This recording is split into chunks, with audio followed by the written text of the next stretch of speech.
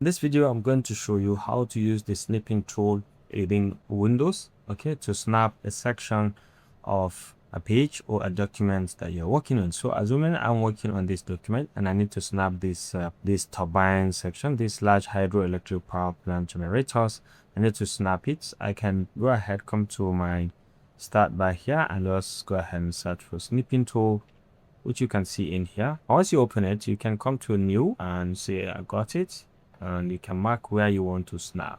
Okay, so assuming I want to take a snap of all of this, once you release, you can be able to see the picture in here very clearly.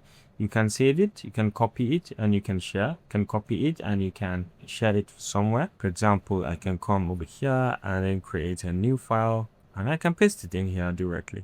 You see, very direct. Now assuming I want to snap another place, like for example, I may need to snap somewhere different. For example, I have these images and I just want to snap something like this one. So all I need is to go back to my snipping tool, go to new, and then I can select. Now I have my area selected, and you can see the image had been already selected.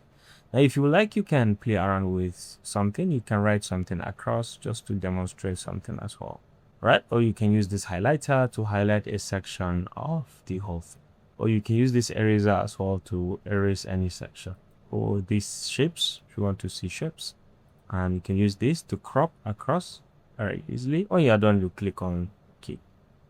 You can scan a text from here as well if you're interested, and you can edit this in Paint. You can save it in your system, and then you can have access to it later. If you found this helpful, please leave a like.